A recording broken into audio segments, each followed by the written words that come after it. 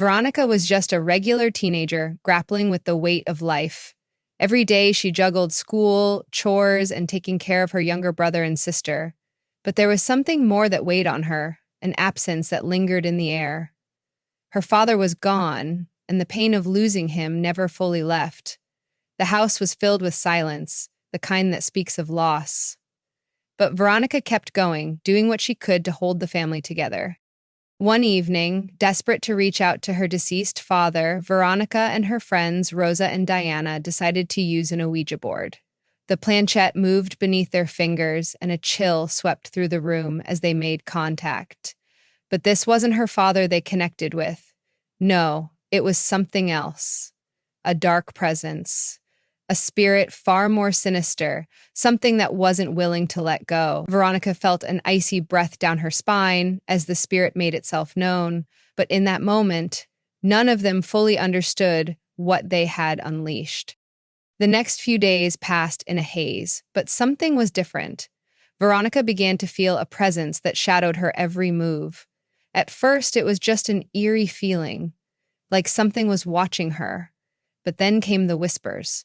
Low, guttural voices that came from nowhere, echoing in her ears even when no one else was around. And it wasn't just sounds.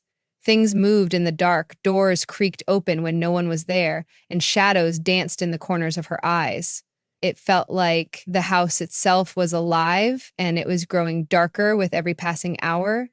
Then Veronica began to change. Her reflection in the mirror became something else entirely.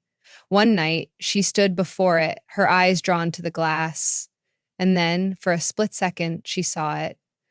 The reflection of a woman, twisted and broken. Her own face, but her eyes. They were glowing. Her lips curled into a sinister smile. And a voice, not her own, whispered her name. She reached out, but the reflection didn't move the way she did. It stared back at her, cold and unblinking, mocking her. Veronica screamed and stumbled back, but when she looked again, everything seemed normal. But the chill that gripped her heart, the feeling of being watched, that never went away. Her health began to deteriorate rapidly. She felt the life draining out of her, her body becoming weaker as the days went by. Her skin paled, her energy diminished, and the nightmares began.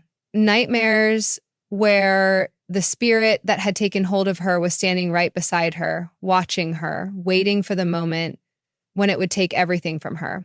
In those nightmares, she could hear the laughter, cold, mocking laughter that echoed from the depths of her own mind. But it wasn't just Veronica who was suffering. Her younger siblings, too, felt the weight of the spirit's malevolent presence. They began to hear footsteps in the hallway when no one was there. The furniture would shift on its own, the lights flickering like a warning. The house was no longer a sanctuary, it was a prison. And as Veronica looked into their terrified eyes, she knew the spirit was after them too. It wouldn't stop at her. Desperate to save them, Veronica isolated herself. She pushed everyone away, thinking that if she could only protect them from herself, they might be spared. But the spirit wasn't finished with her.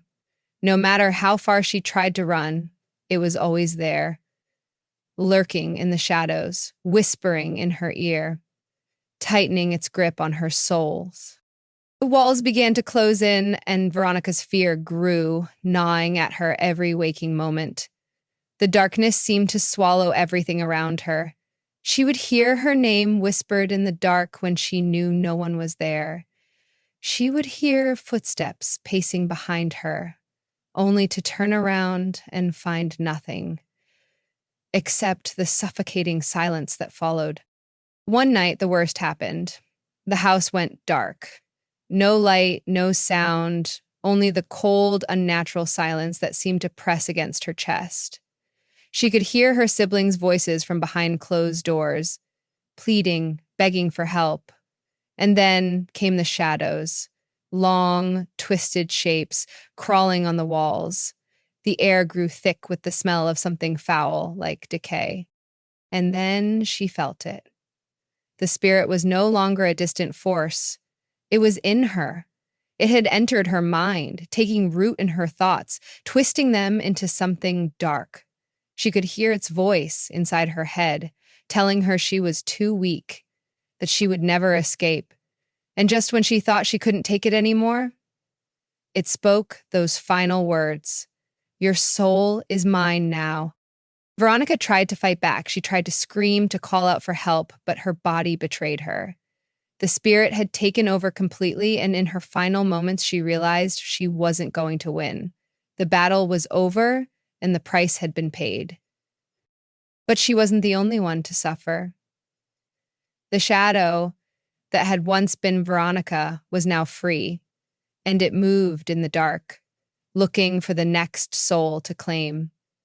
The spirit had left a mark on this house, and no one would ever be free from its grip. The final chilling realization: Veronica had become part of the very darkness she once fought against. Her screams echoed in the emptiness, and as the camera pulled away, we were left with the silence.